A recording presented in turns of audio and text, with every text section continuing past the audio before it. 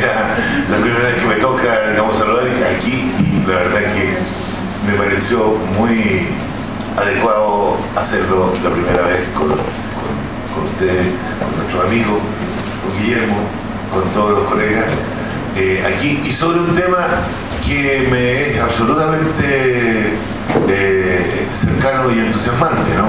Conversamos recién con la profesora de que esta escuela de antropología ha estado muy cercana del tema pesquero y sobre todo cercana, digamos, yo creo que de los pescadores. Durante muchos años tuvimos un equipo que vivíamos con chiquillos que vivían en Queule, en Mewin.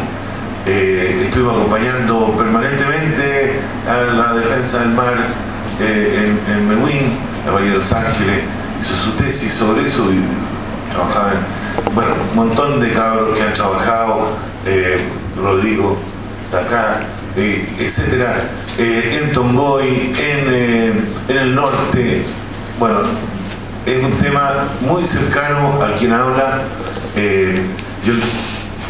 Yo creo que la cultura pesquera, la cultura de la pesca, la cultura de las caletas es una de las grandes culturas populares de nuestro país. Y lo digo así duro. Es una de las culturas más ricas, digamos, que tiene nuestro país, en todo tipo de cosas, digamos, en dignidad. Yo no conozco gente más digna que los pescadores. En solidaridad, ¿no es cierto? Como decíamos recién, la solidaridad que se organiza arriba del bote, y que por lo tanto, digamos, en términos de comunidad, las caletas son unas comunidades increíbles, y en la pelea, por supuesto, como toda comunidad, ¿no? ¿Ya? Pero con fuerza. Y en términos de movimiento social, pues hoy día el movimiento social de los pescadores debe ser uno de los movimientos sociales más importantes, digamos, que hay en Chile. Así que esta reunión yo la celebro y la celebramos mucho los que estamos aquí. E incluso más, ¿no es cierto?, deberíamos pensar en que esta fuera una línea de trabajo más establecida, digamos, en la universidad, y quizás más interdisciplinaria también, es decir, que tomara más elementos, ¿no es cierto?, no solo antropológicos, no solo de la antropología, sino que pudiéramos ir armando algo más interdisciplinario en esta materia.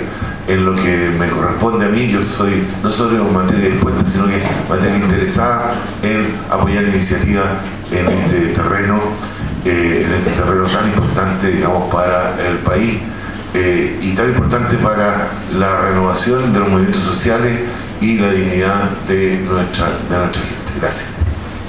Muchas gracias, rector.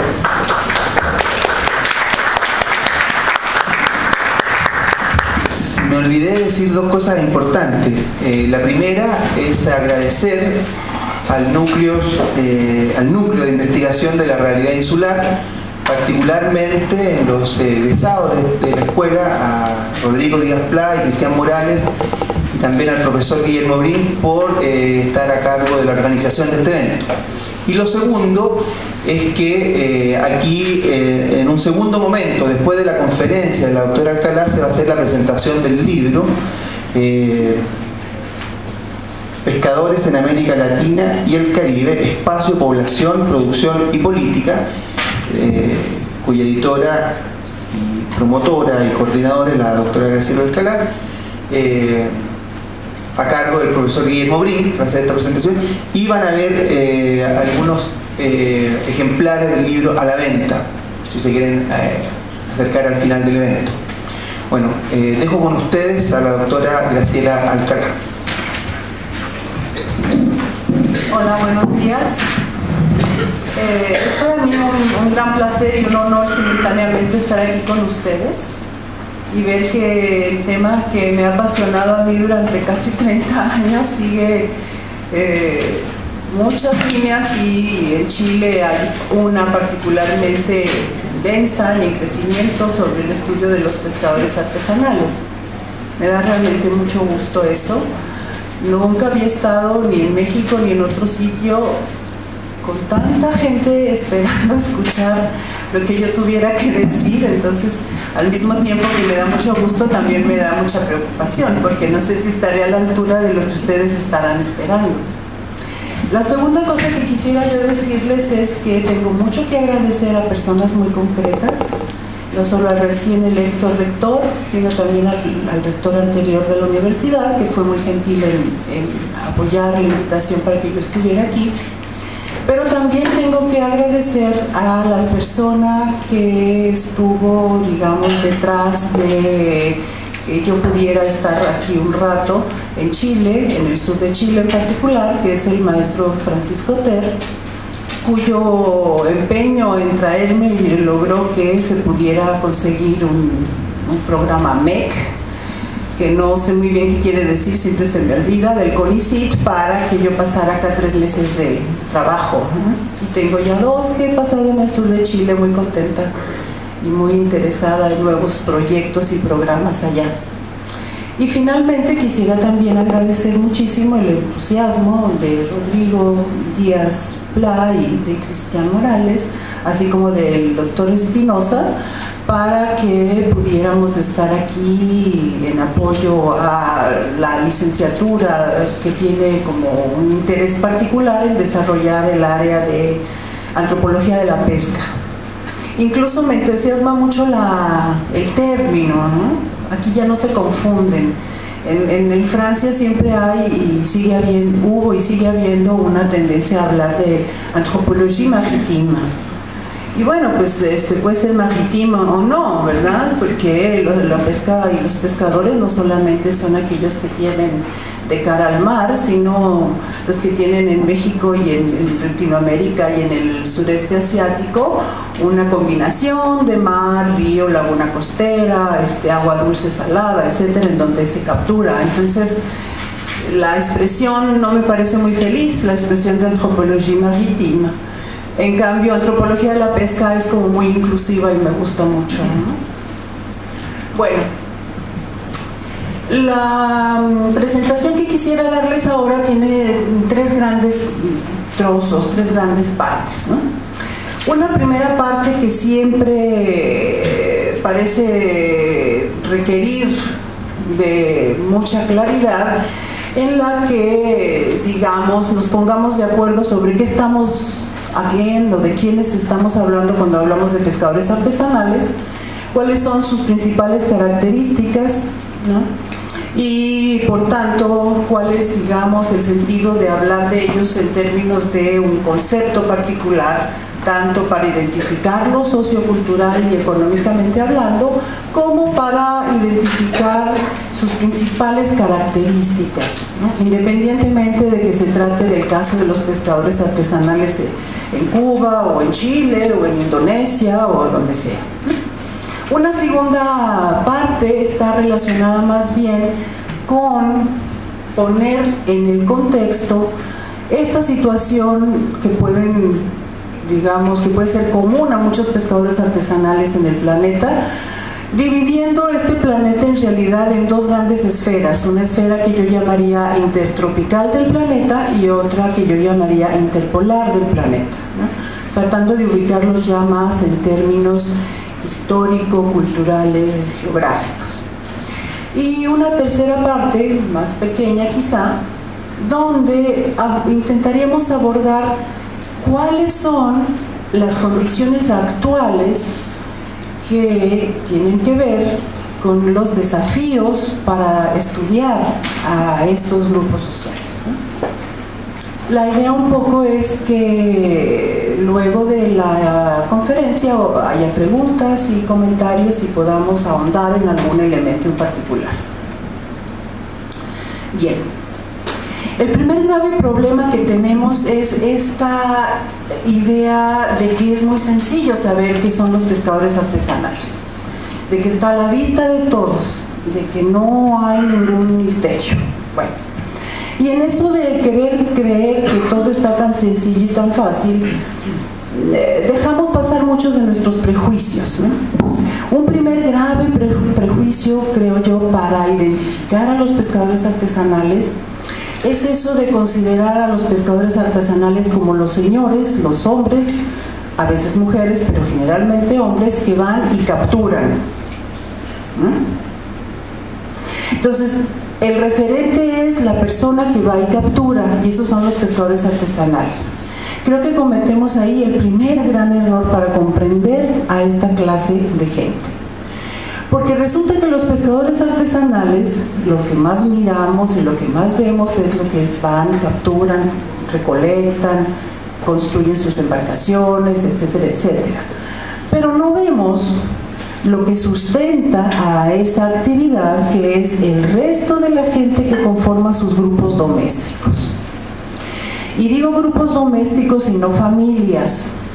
Entre antropólogos podemos tener esa sutileza sin que resulte demasiado exótico, porque sí, estoy hablando de los grupos domésticos en el sentido de que es la gente que comparte su vida alrededor de una estufa, de un hogar, que vive debajo del mismo techo, y que puede ser o no pariente consanguíneo, pariente por afinidad, compadre, etcétera.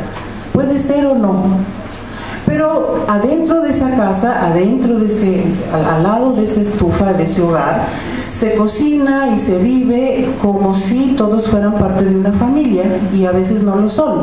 En la zona intertropical del planeta esto es muy común. De hecho, mi primer libro sobre los pescadores y mi primer tema que me dejó completamente traumatizada durante muchos años se refería a la organización de los grupos domésticos, porque descubrí, cosa evidente para todo el mundo, pero no para una señora venida de una cultura urbana y etcétera, que la gente, los pescadores vivían en una casa en donde había un grupo que se trataba como si fueran los hijos, otro grupo donde estaban las parejas genitoras, digamos, y otro grupo que sería la abuela, las diversas parejas de la abuela, etcétera, a lo largo de un tiempo X. Y entonces resulta que mucha de esta gente en realidad no es pariente, sino que actúa como sí, y se organiza en función de las necesidades del conjunto, efectivamente, pero pivoteado, digamos, su tiempo de trabajo y de digamos, lúdico en relación a la actividad del pescador. Es decir, sí, el pescador y su trabajo es el elemento clave para hacer funcionar al grupo doméstico. Pero si el pescador no tuviera ese grupo doméstico en donde hay niños que ayudan a hacer esto y aquello, hay mujeres que lavan o planchan ropa de otra gente para ganar dinero, hay otros jóvenes que se dedican a ir de migrantes a pueblos vecinos y mandan dinero, si no fuera por todo ese, digamos, acuerpe, diríamos en México, ¿no? Este acuerpe de la gente que forma parte de mi grupo doméstico, el pescador artesanal no podría sobrevivir mucho, porque resulta que, como ustedes saben, los pescadores artesanales tienen a veces trabajo y a veces no como pescadores. Entonces, cuando hablamos de pescadores artesanales tendríamos que acostumbrarnos a hablar de un conjunto, de una comunidad, no de una persona, ¿no? El segundo elemento que también mueve, creo yo, a prejuicios, a una forma de equivocación, que es asimilarnos mucho a nuestras maneras urbanas de organizarnos, es pensar, creer que estos pescadores artesanales son una especie de asalariados del mar. Es decir, que así como nosotros podemos ir a trabajar a un banco, o algunos trabajadores van a trabajar a una industria y obtienen un salario cada 15 días, cada semana o cada mes, los pescadores también tienen un poco esa manera de sobrevivir a través de dinero que podría asimilarse al concepto de salario. Pero sorpresa o sorpresa, resulta que eso es lo menos que tienen los pescadores, ¿no? No viven de un salario que está ligado a una temporalidad muy clara, a un contrato muy evidente, no. La aleatoriedad del dinero que reciben como salario o no, la manera constante o no en la que lo reciben es realmente aleatoria, no hay una constante. Entonces eso hace que la gente viva y piense organice su día a día de una manera distinta a la que la pensamos nosotros los asalariados, seamos proletarios, seamos de los servicios terciarios, empleados de servicios terciarios o lo que sea, ¿no? Esta gente tiene otra manera de ver la cosa, porque resulta que lo que podríamos llamar un salario en términos de dinero, sí, es un salario en términos de dinero, no es exactamente un salario. Es una manera de ser retribuido con dinero sobre un trabajo ejercido para obtener una captura. Pero, acá yo lo he visto poco, pero en la zona intertropical del planeta lo he visto mucho más. Los pescadores tienen, cuando capturan en su embarcación, dos grandes clases, ¿no?, de capturas. Una que es la captura que va a la comercialización, la captura que se hace para el mercado, es decir, la especie blanco que el mercado está solicitando, ¿no? A veces son dos o tres, pero generalmente es una o dos, no más. Y hay otras capturas durante esa misma, digamos, durante ese mismo viaje, ¿no?, que no son tan para el mercado, sino que van más bien al intercambio, a una forma de trueque, que es otra forma de obtener alguna cosa. Es decir, cuando los pescadores desembarcan, hay gente que los ayuda a desembarcar, o hay gente que se acerca a ellos y les pide algo. Entonces estos pescadores pueden regalar algunas especies, pero se llevan otras a sus casas, y a través del grupo doméstico esas otras especies se intercambian con otra gente por favores. En México se dice mucho, es que me hizo el favor, que quiere decir me regaló algo, pero ese favor espera ser retribuido siempre por otro favor u otro servicio u otra cosa, ¿no? Puede ser que yo intercambie con la gente que es mi vecina estas dos piezas de unas maravillosas langostas, y a cambio ella o él me va a regalar unas flores hermosas que tiene allí que me gustan, o me va a ayudar a llevar a mi hijita al colegio porque yo hoy no puedo, y etcétera. Entonces se arman unos entramados complicadísimos de intercambios, ¿no? Intercambios que no son un salario para el pescador y su familia y su grupo doméstico, pero que ayuda a mantener al grupo doméstico más o menos en equilibrio, ¿no? Entonces es muy difícil. Hay unos antropólogos, los japoneses por ejemplo, desde 1980 están duro y dale con la idea de que hay que cuantificar cuánto gana, cuánto corresponde al intercambio y cuánto corresponde a la venta, ¿no? Y decir que se es un pescador artesanal cuando el elemento en donde obtienes más salario, dinero o productos por intercambio es el que proviene de la captura. Yo tengo mis serias dudas de que se pueda hacer y de que valga la pena hacerlas, tengo todavía más, ¿no? Porque lo que importa no es cuánto va y cuánto viene, sino cómo se identifica el pescador artesanal como tal. Aunque haya unos que trabajan como pescadores artesanales 5, 50, 60 días al año y el resto no, lo mismo son pescadores artesanales. No solamente porque ellos así se identifican, sino porque alrededor de esa actividad es que se organizan todas las otras, ¿no? Entonces, esos dos grandes problemas nos hablan más de prejuicios de nuestra parte para observarlos y trabajar con los pescadores, que de, digamos, inseguridades o dudas que los pescadores tienen sobre sí mismos para verse como tales, ¿no?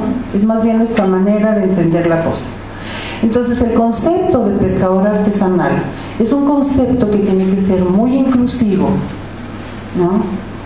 Muy inclusivo en sentido de decir, bueno, un pescador artesanal es aquel que conforma grupos domésticos ampliados o restringidos, que se dedica como principal actividad a la pesca porque él así lo decide, porque él así lo identifica, y no porque gane mucho o poco dinero, eso está aparte. A veces aquí, por ejemplo, sí hay gente que gana mucho dinero, pero en México hay gente que no gana mucho dinero, y lo mismo es pescador artesanal, y que finalmente está organizado en términos de algo que podríamos llamar con mucha precisión comunidad de oficio, Lo que los hace una comunidad no es su identidad étnica, no es su identidad de salario, como clase, no, lo que los hace pescadores artesanales es su comunidad de oficio. ¿A qué voy con todo esto? Pasemos entonces, digamos, a una segunda parte, ¿no? Si estamos de acuerdo, por lo menos hipotéticamente, en lo que acabo de decir, de que un pescador un pescador artesanal es un pescador que tiene un grupo doméstico de referencia, que se organiza en función de ser parte de una comunidad de oficio, ¿no? Pasemos a ver cuáles son los elementos centrales que hablan, manifiestan a la comunidad de oficio, ¿no? Un primer elemento sustantivo es que, como decía el rector recién electo, las relaciones se tejen, se arman en la embarcación, ¿no? En la zona intertropical del planeta, muchas de las capturas que son las capturas comerciales se hacen gracias a que antes de llegar a la embarcación ha habido un recorrido por la playa con una atarraya en la mano, hecha como son todas las atarrayas a tu medida, para capturar lo que pueda ser digamos, la carnada, ¿no? Para la jornada de pesca, ¿no? Incluso cuando hay esa actividad de capturar la carnada con una atarraya recorriendo la playa, o muy tarde por la noche o muy temprano por la mañana, incluso ahí no suele ser lo común ver a un pescador solo, sino ves siempre a un pescador y a una especie de asistente, que puede ser un pequeño, un chico, un niño, su hijo o no, ¿no? Y siempre hay como una pareja. Es raro que uno vea a un pescador solo, a veces sucede, pero eso no invalida el principio, ¿no? Entonces, cuando hablamos de un pescador artesanal y tratamos de identificarlos, ¿cuáles son sus principios básicos, no? Hay un texto que a mí en lo personal me ha llenado de satisfacciones tratando justamente este tema, que se llama Solidaridad y Ayuda Mutua entre los Pescadores Artesanales en México, y que en los últimos años estoy intentando hacerlo más gordo, más potente, ¿no? Porque he ido buscando y encontrando, tanto en la literatura como en mi experiencia de trabajo de campo, decimos en México, sobre el terreno, dicen los chilenos, que estos dos principios, el principio de solidaridad y de ayuda mutua, no es privativo de la gente de la zona intertropical del planeta, sino que es algo mucho más amplio y adquiere, digamos, ciudadanía entre todos los pescadores artesanales en el mundo entero, ¿no? Ahora, no se trata ni la solidaridad ni la ayuda mutua de la defensa de valores morales, sino de la descripción de la actividad que lleva a construir esta clase de relaciones para sobrevivir. Si ustedes se ponen a pensar que los pescadores artesanales, que forman un grupo muy variable de personas, requieren trabajar en un equipo, en una embarcación con pocas condiciones, tanto de seguridad como de orientación, y que dentro de una tripulación siempre hay por lo menos 3 a 5 o 6 tripulantes, a veces más porque las embarcaciones son mayores, y que esos tripulantes tienen cada uno una función que cumplir, ¿no? No son todos una especie de, ¿cómo les diré?, de asalariados en una cadena de producción de coches, en donde cada uno tiene una función, pero esa función es tan estricta que a lo sumo cuando hay un accidente tienes que intervenir para ayudar a otro, pero normalmente eso no sucede, ¿no? En cambio, en un equipo de gente que trabaja en una embarcación, esta mutua dependencia es enorme, Entonces, si tenemos una primera clasificación, digamos, de el capitán o responsable, el cocinero o primer oficial, digamos, ¿no? El asistente para sacar, para, digamos, requerir o no las redes o los anzuelos o las líneas de anzuelos o todas las artes de pesca, comenzamos a ver que hay una condición misma del arte de pesca que los obliga a tener una forma de trabajo muy organizada y solidaria.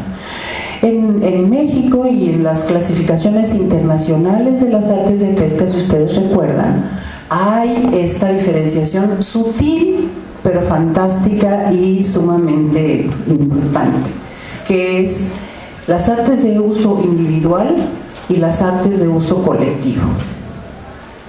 Las artes de uso colectivo, como su nombre lo indican, no pueden ser requeridas ni trabajadas ni desarrolladas por una persona, o a veces ni siquiera por dos, sino por más de dos.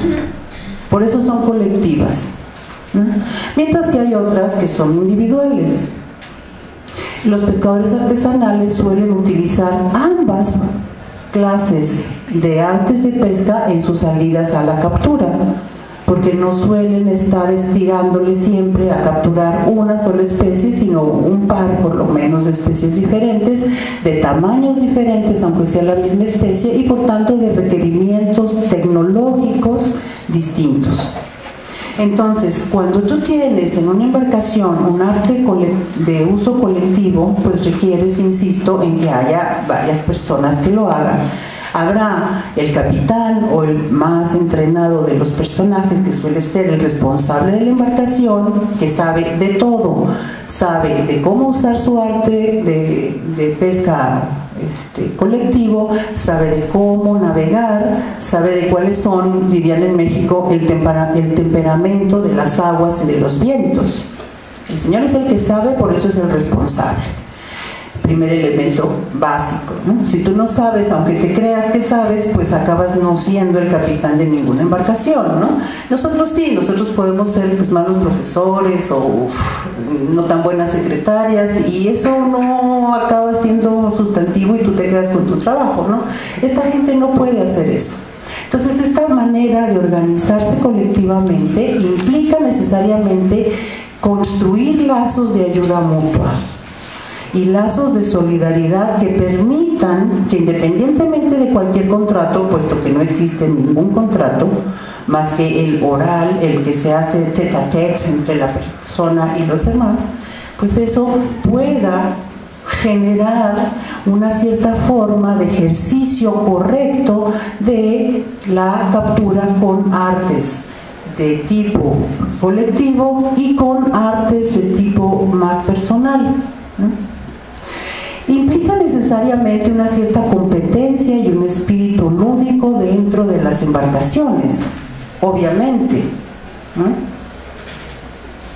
Obviamente, ¿por qué? Pues porque estos dos componentes, el hecho de tener esta necesidad del arte colectivo trabajado por varias personas y en otros momentos el uso del arte individual, implica que hay siempre una competencia entre los que están adentro de la embarcación, entre los que la hacen mejor con el colectivo, o los que la hacen mejor con el individual, o que la hacen a los dos, y entonces pues hay esta especie de competencia que no puede salirse de los márgenes de la solidaridad que deben finalmente mantener para no hundirse en el asunto, porque si alguien no hace la función que le corresponde o tiene algún accidente y los otros no lo ayudan a hacer esa función y además a hacer la suya propia, pues perdonen, pero el asunto no sale y la gente pierde las redes, las capturas y a veces hasta la vida.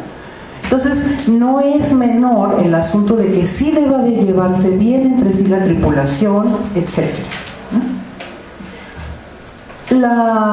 El otro elemento que es fantástico de esta diferenciación, solidaridad y reciprocidad entre los miembros de una tripulación, es que simultáneamente al aprendizaje mismo de la técnica de pesca, de la navegación mínima básica, del uso de los espacios dentro de la embarcación sin que se fastidie el equilibrio, etcétera, etcétera, simultáneamente a eso hay un proceso de aprendizaje y un proceso, por supuesto, de enseñanza de unos a otros.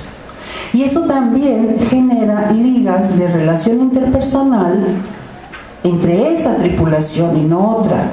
Y suele suceder en todas partes que cuando tú eres miembro de una tripulación que apenas está aprendiendo el oficio y no te llevas bien con los otros, el capitán te acaba bajando y te cambia por otro aprendiz.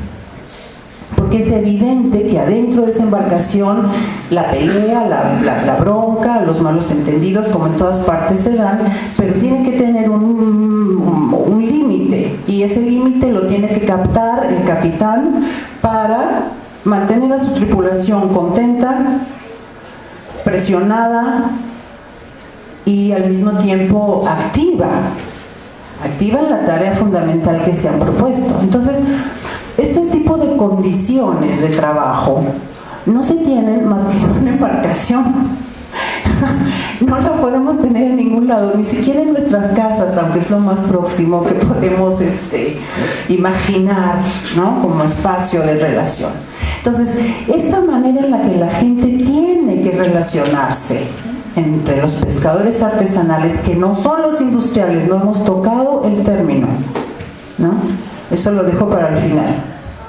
Esta manera en la que se relacionan los pescadores artesanales en el ejercicio diario de su trabajo, que implica necesariamente que tú estés en la embarcación varios días, por lo menos en algún momento del año vas a estar en la embarcación varios días, de día y de noche, ¿no?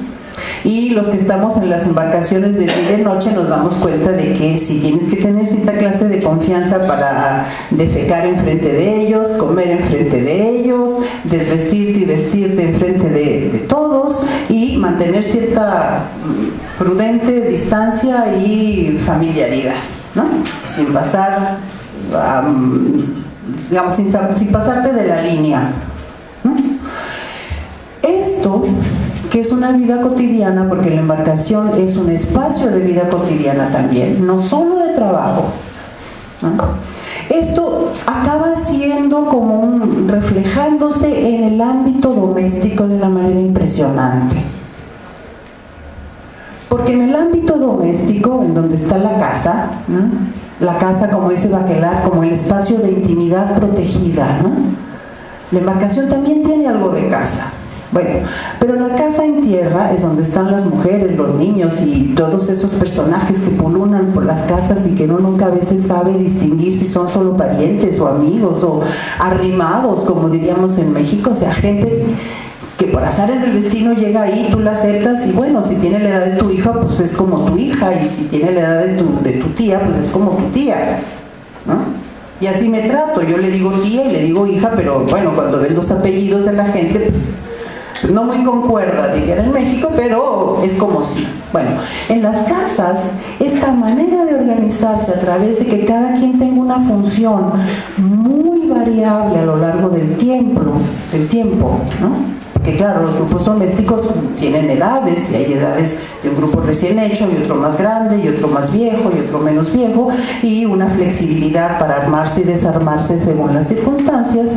Bueno, pues ese principio de solidaridad y ayuda mutua también prima ahí, ¿no? Ahora, me dirán, bueno, esa es una manera como muy utópica y poco conflictiva de ver a esta gente, ¿no? Es así como encumbrarlos en algún altar de santo paciente o algo así. Pero no es tanto, porque esas maneras, digamos, de llevar a la práctica un principio de solidaridad y ayuda mutua que te permita trabajar más o menos bien y que te permita sobrevivir más o menos bien en tu casa, tiene siempre un mecanismo de control. ¿Cuál es ese mecanismo de control? ¿Y cómo funciona el mecanismo de control? El mecanismo de control, no sé cómo se diga acá, supongo que es el mismo castellano, aunque a veces yo lo dudo, mi chileno es inexistente, perdón. Pero el mecanismo de control clásico, básico, es el chisme. ¿Cuál es la función del chisme en una embarcación o en una casa o en un vecindario?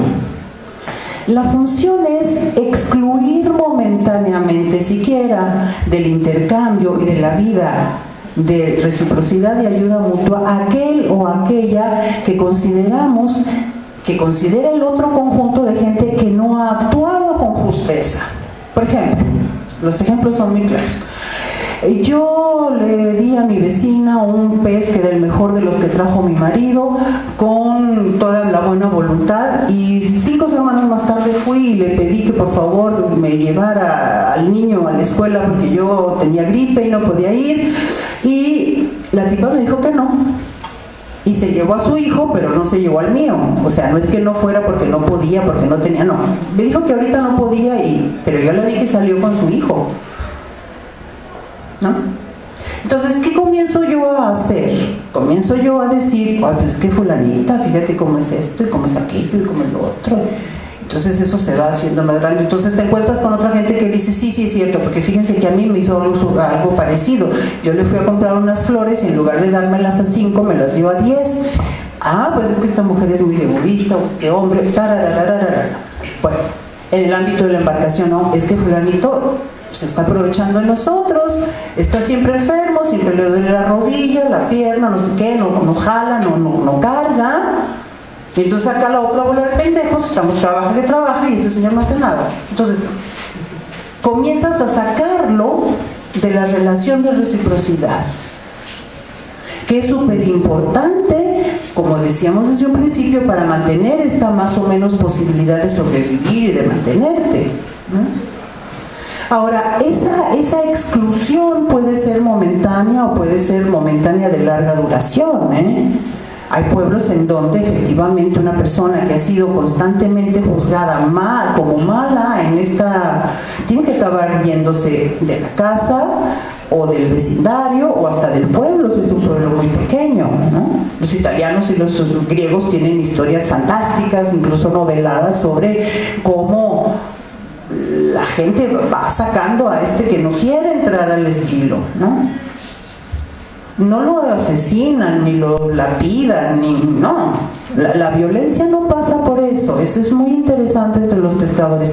Es raro que los pescadores se maten entre sí. Es muy raro.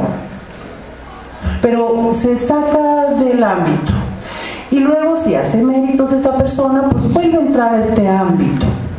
Entonces, mi relación de comprensión de esas prácticas implica necesariamente que tengamos mucho terreno. No se puede averiguar esto el fin de semana de cada 5 meses. No se puede. Se pueden averiguar otras cosas de índole más económico, administrativo, pero estas otras son difíciles de captar. Bien, entonces, si tenemos esta manera en la que se estructura la relación entre los pescadores artesanales al nivel de la embarcación y de la casa, el hogar, ¿no?, que se extiende un poco también a los vecindarios, porque los pescadores suelen vivir o en vecindarios con gente que son como ellos, o directamente en pueblos donde la mayoría son pescadores, ¿no? En Chile yo encuentro que hay un problema muy serio con esta cosa del concepto de caleta, porque a mí me pone frenética la historia de la caleta de pescadores. Yo no veo ninguna caleta de pescadores, es decir, el concepto, la palabra caleta tiene un referente físico oceanográfico, ¿no? Es una forma de bahía pequeña, reducida, etcétera, etcétera. Suelen estar en esos sitios los pescadores artesanales porque no son estúpidos. Desde la prehistoria hasta nuestros días viven en lugares de zonas marinas protegidas o de desembocaduras de río protegidos. Nunca han vivido frente a mar abierto. Nunca, en ningún lugar. Entonces, bueno, pues sí, viven en un sitio de ese estilo, supónganse. Pero lo que es más grave aquí es que, intentando entender este concepto para el caso chileno, veo que el concepto de caleta de pescadores es un concepto que el Estado chileno impuso para llamar a los lugares de embarco y desembarco de capturas. Ojo, de embarco y desembarco de capturas. No está hablando para nada de pueblos de pescadores, de puertos de pescadores, no. Y no es un concepto analítico derivado de una investigación en particular, es una imposición que todo Estado tiene derecho a hacer de lo que le interesa fiscalizar. Le interesa muy poco al Estado, en el momento en el que surge este concepto de caleta de pescadores, si allí viven 50, 200, si se dedican o no a la pesca, si van y vienen. Le interesa un carajo, lo que quiere saber es dónde va a entrar y sacar la captura, dónde la va a ir a comprar y a vender. Punto, se acabó. Entonces sí me parece muy complicado, entre paréntesis, que nosotros en Chile sigamos utilizando el concepto como concepto de caleta de pescadores como un concepto analítico, cuando es un concepto jurídico administrativo. Pero bueno, eso yo tenía que decirlo porque sigo intentando entender por qué todo el mundo me habla de las caletas de pescadores y luego me dice, aquí en México no hay caletas de pescadores. No, le digo, hay caletas de pescadores. No sé, a veces hay pescadores que viven allí, pero los pueblos de pescadores son todos de pescadores. Pues no, hay muchos pueblos, ¿no?, en donde tienes una fracción de la población que es pescador y otra que no lo es. La identidad del pueblo es el nombre que tiene el pueblo. Hay unos que se llaman como más próximos a lo marino o a lo pescador y se llaman San Juan Pescador o San Pedro del Mar, etcétera. Pero eso no es más que el denominativo, vaya, ¿no?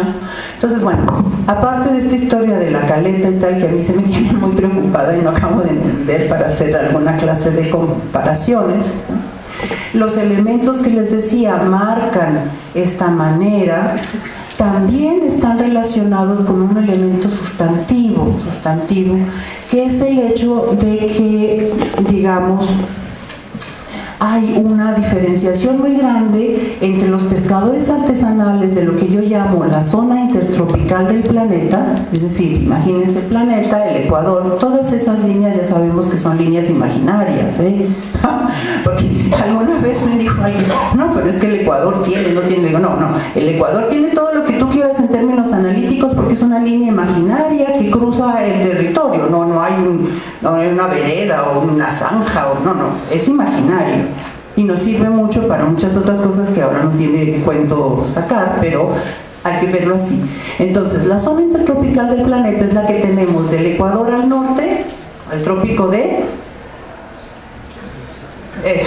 y del Ecuador al sur, a nuestro trópico de por acá, ¿no? Esa franja intertropical del planeta es donde vive la mayor cantidad, la mayor población humana en la época actual y desde hace por lo menos 2 siglos, ¿no? Yo quiero decir 2 siglos, pero podría decir 18 siglos, ¿no? Esa es la zona más habitada del planeta. ¿Qué condiciones tiene para un pescador esa zona más habitada del planeta? Pues no solamente la densidad en las playas, en las costas, que está cada día más en crecimiento, sino también un hecho sustantivo para las capturas, que es el hecho de que en esas franjas lo que nosotros tenemos es una gran variedad de especies capturables, pero cada una de esta variedad de especies capturables no se encuentra en grandes cardúmenes, ¿no? En cambio, en la zona sur y en la zona norte, en la zona más interpolar del planeta, claro, hay una zona de colchón entre la intertropical y la interpolar, ¿no? No es que la intertropical tenga una frontera con la interpolar, no, hay una zona de colchón. No hablemos de ella para no complicar la historia, pero podríamos hablar. Si lo vemos en términos de la zona interpolar, sucede en términos de las capturas justamente lo inverso. No hay tanta variedad de especies, pero cada especie se encuentra en cantidades brutales. No vayamos más lejos y pensemos en el ejemplo de la merluza, ¿no? la merluza que sigue abonando a la riqueza y probidad de los países, que da gusto por esa condición particular. Entonces, ¿qué sucede entre los pescadores artesanales que se encuentran en la zona intertropical, que los identifica como pescadores artesanales, y con aquellos que se encuentran en la zona interpolar? ¿Qué cosas sí siguen teniendo en común y qué cosas no tienen en común? Bueno, es increíble, pero históricamente el momento en el que se comienzan a diferenciar sustantivamente los pescadores artesanales de uno y otro lado es una historia que tiene que ver con la creación, con el inicio histórico de lo que los franceses llaman la grande pêche.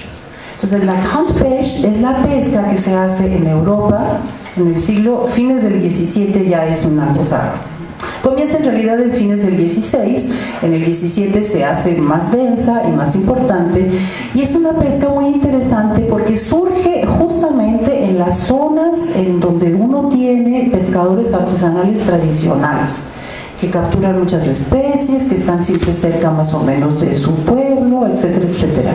Pero en aquel momento de la historia se comienza a hacer se crea, se gesta lo que se llama hoy en día la pesca artesanal, la pesca industrial o la grande pêche. Entonces, ¿qué sucede en ese momento? Hay grandes embarcaciones que van desde Galicia, desde el País Vasco, algunos catalanes también se arriesgan, van en embarcaciones no tan grandes, pero sí mayores que las locales, y capturan en Terranova hasta llenar su almacén de pescado seco salado a veces, en general fue al principio ahumado y posteriormente en aceite, que llevan de nuevo a Europa, que sirve para alimentar a todas estas historias de gente que se dedica a conocer y a conquistar el mundo entero. Entonces, esa clase de pesquería que comienza en ese siglo y que luego se sigue diferenciando cada vez más como pesca industrial, no tenía nada que ver con la gente que estaba en los pueblos, pero al mismo tiempo sí tenía que ver porque muchos de esos pescadores habían sido primero formados como pescadores artesanales y luego habían formado parte de las tripulaciones que iban a Terranova. Bueno, con esto lo que les quiero llevar es a que es el mercado en buena medida el que en aquel momento genera la necesidad de pesquerías monoespecíficas e industriales en las zonas en donde tienes especies que, con las que se permite hacer ese tipo de cosas, ¿no? Hoy en día, dejemos esa historia a un lado, hoy en día lo que está sucediendo es que esos pescadores que fueron artesanales en todas las zonas, en la intertropical y en la interpolar del planeta, gracias al mercado, están comenzando a diferenciarse efectivamente entre industriales y artesanales, ¿no? Pero ahora con una intensidad que en el caso histórico en Europa pues no tiene para nada el acelere que ha tenido hoy en día acá. Si pensamos en el caso chileno, dejemos el mexicano a un lado, o el cubano, que es muy interesante, o el colombiano, que también puede servirnos, pero centrémonos en el chileno, ¿no? Cuando los pescadores chilenos comienzan a convertirse en pescadores monocapturadores y ligados a un comercio internacional. Esa es la fecha clave para comenzar a ver desde qué regiones se va marcando esto, ¿no? Y cómo entonces aparece diferenciándose un pescador artesanal industrial de un pescador artesanal a secas, ¿no? ¿Cuál es la diferencia entre uno y otro? La diferencia entre uno y otro es la masa de captura, en realidad, la cantidad de captura y el destino que tiene esa captura. Esa captura no se está capturando para el comercio local, para el consumo nacional, sino para un mercado muy específico de cierta especie que va fuera de aquí. Entonces, El tercer elemento como sustantivo, el tercer elemento sustantivo en todo esto, entonces, decía, es la introducción, la intromisión del mercado, de los distintos niveles de mercado, porque mercado ha habido siempre. El trueque también está relacionado a un mercado local, ¿no? El intercambio, etcétera, pues también forman parte del mercado. Pero cuando el mercado que está jalonando las capturas es un mercado externo a los pueblos, externo a las comunidades de pescadores, externo a los países de los que forman parte, ¿no? Eso transforma radicalmente a los pescadores artesanales, entre los que sí van a entrar a transformarse de alguna manera en pescadores industriales, y los que no, ¿no? Y siempre hay unos que sí y otros que no, y eso lo suelen decidir cada quien en su circunstancia muy de comunidad, ¿no? Muy de comunidad de oficio, ¿no? A este asunto del mercado le tenemos que sumar una tercera pega, digamos, que es el hecho de que en los mismos espacios en donde estaban las comunidades de pescadores artesanales y semi-industriales o industriales en la década, por ejemplo, de los 80s o de los 90s en Chile, comienza a aparecer la presión del mercado para la acuacultura, ¿no?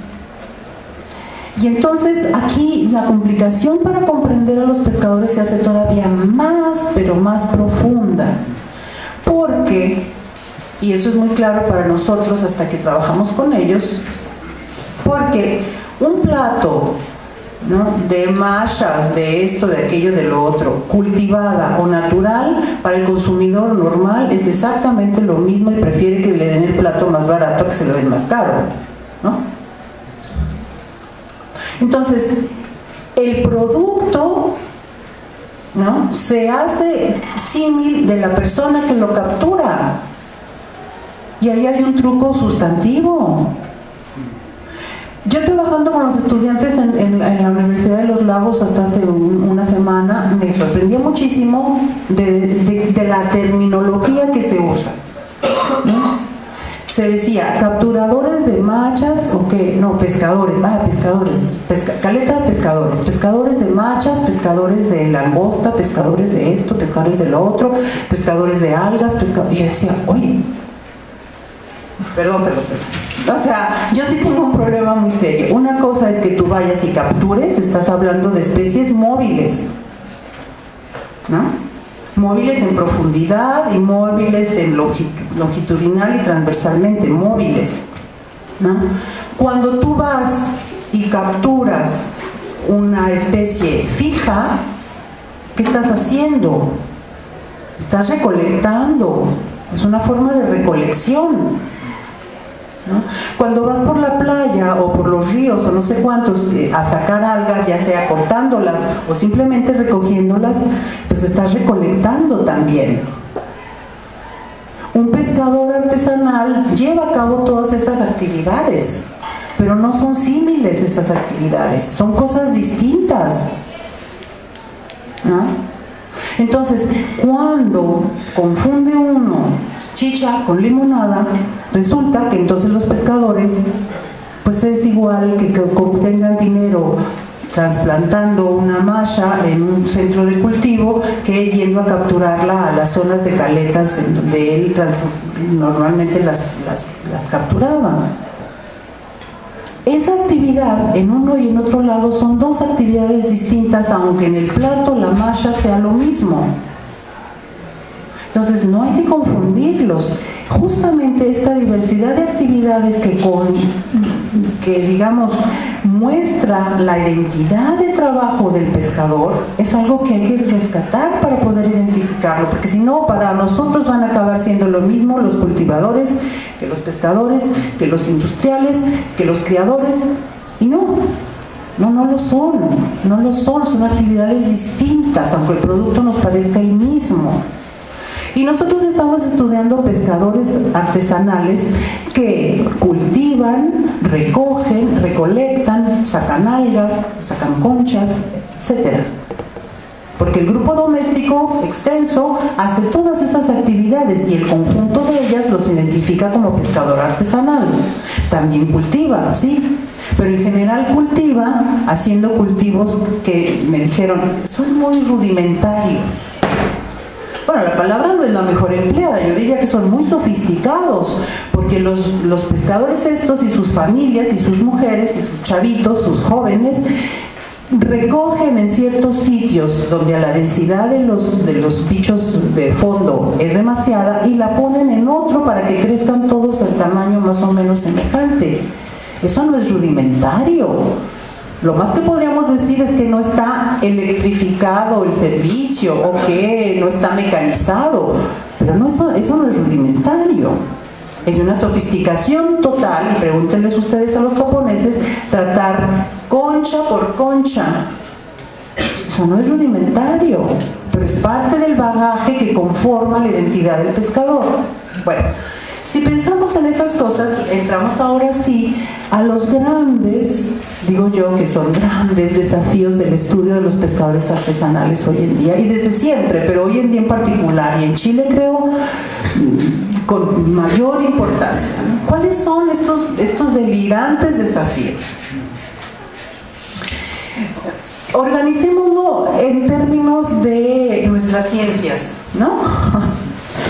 Dejemos a un lado los personajes y esta diversidad y esta fascinación y esta fantástica presencia de un personaje que puede ser así como nuestro contemporáneo primitivo en el mejor de los términos, ¿no? Nuestro hombre cavernícola hoy en día, porque de alguna manera lo son. Si ustedes se fijan, las técnicas y tal son las mismas, lo único que ha variado es la materia prima con la que se hacen las artes de pesca, pero las artes de pesca han sido siempre las mismas. Es impresionante eso. Pero bueno, retirémonos un poco de eso y pensemos estos desafíos en términos de las ciencias que hoy en día nos ayudan supuestamente a conocer en dónde estamos parados, ¿no? Si pensamos en esas ciencias, hay por lo menos 3 grandes grupos de elementos que están relacionados con ciencias nada que ver entre sí. Aquí entre paréntesis debo confesarles, así como el Chavo del Ocho, que es fascinante cómo una actividad que parece tan rupestre, tan rudimentaria, requiere de una cantidad inmensa de ciencias que no se conocen entre sí. Empecemos con lo más evidente, el medio ambiente, ¿no? En el que se relacionan y en el que se lleva a cabo la captura y en donde viven al lado y todo lo demás, ¿no? El mar y sus circunstancias, dirían Ortega y Gasset. Pues el mar y sus circunstancias. Los pescadores saben de corrientes, saben de profundidades, saben de vientos, saben de colores, saben de interpretar qué quiere decir que la mar esté picada de una manera o picada de otra manera, etcétera, etcétera, etcétera. Pero nosotros, o más bien ellos, los científicos, no, porque los científicos tienen una oceanografía física, ¿no? En donde sí, las corrientes, la capa de mezcla, las profundidades, las temperaturas, etcétera, física, oceanografía física, así se llama. Tienen también otra oceanografía que es una oceanografía bioquímica, en donde pues la cantidad de plancton, la clorofila, a dónde se mueve, cómo va, dónde está en la columna de agua los diversos bichos que alimentan diversas cosas, cuál es la densidad de estas, etcétera, y tan, ¿no? Luego tenemos a los biólogos, que son o pesqueros, en el mejor de los casos, digamos más próximos a este interés, o los biólogos marinos, ¿no? Entonces, los biólogos marinos hacen un trabajo completamente distinto, muy relacionado en general al estudio de las poblaciones de peces. Pero con el detalle maravilloso, heredado desde el siglo XIX y del que no podemos salir todavía en el XXI, de que estudiamos cada especie por separado.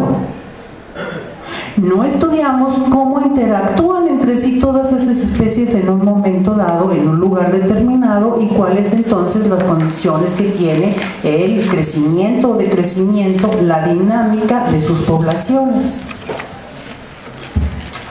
Bueno, entonces pues podemos ayudarnos o no, tenemos que aprender todos esos lenguajes queridos y tenemos que volver a rescatar la idea de que no es necesario saber sumar, restar y hacer promedios, porque para eso estamos en ciencias sociales y que los otros se ocupen de lo demás, porque no funciona. Hay que saber restar, multiplicar, dividir, hacer ecuaciones de primer grado y entender qué quiere decir una gráfica de 3 dimensiones, porque si no estamos perdidos. Pero bueno, tenemos una otra gran actividad científica en toda esa zona que tiene que ver con la de los ecólogos. Whatever that means. Es muy complicado el asunto porque los ecólogos se dedican a una mezcla de cosas que no queda muy claro para nosotros los que estamos afuera de eso, ¿no? Pero que implica qué sucede, por ejemplo, con la contaminación diversa en áreas diversas de ese mar que conocen los oceanólogos físicos de una manera, los oceanólogos bioquímicos de otra, los biólogos pesqueros y marinos de otra, etcétera, etcétera. Los pescadores, insisto, te hablan de todas esas cosas juntas, juntas pero no revueltas. O sea, no hay una confusión de qué quiere decir que el agua esté verde o que el agua esté roja y haya agua y haga aire o viento o haga corriente en el fondo o en el medio, o etcétera. No, los pescadores sí te lo dicen en un lenguaje que es el suyo. No es un lenguaje que sea científico, pero es un lenguaje de conocimiento local, de patrimonio local, que muy bien podríamos nosotros, los que se supone sabemos hablar y podemos leer y escribir y contar, trasladar al lenguaje de los científicos y de los científicos a estos. Ese es un trabajo pendiente desde hace rato que he intentado hacer varias veces y es muy difícil. Los oceanólogos no creen en nosotros. Pero bueno, esa es otra historia. Ese es un elemento básico que requieres de saber porque los pescadores lo manejan, no porque a ti te parezca que debas de sofisticarte tanto, no, porque los pescadores te lo están insistentemente preguntando, porque ellos lo saben y quisieran saber más y controlar mejor, etcétera, y es un desafío enorme para un antropólogo salirle con la historia de que, no, yo no estudio eso, yo nada más estudio qué hace usted en su casa. Bueno, sí, pero no es que uno lo vaya a saber todo, pero uno puede intentar saber algo como para poder intercambiar entre ellos cierta información, ¿no? Es un desafío enorme si lo dejamos solamente con eso, que no quiero agrandar el asunto, pero si vemos eso mismo para el caso del aire, para el caso de las tierras, para el caso de las cuencas y los escurrimientos, etcétera, etcétera, cada uno de estos elementos tiene sus especialistas. A los climatólogos, a los agrimensores, a los ingenieros forestales, etcétera, etcétera. Y algo tienen que decir con respecto a este espacio porque, oh sorpresa, el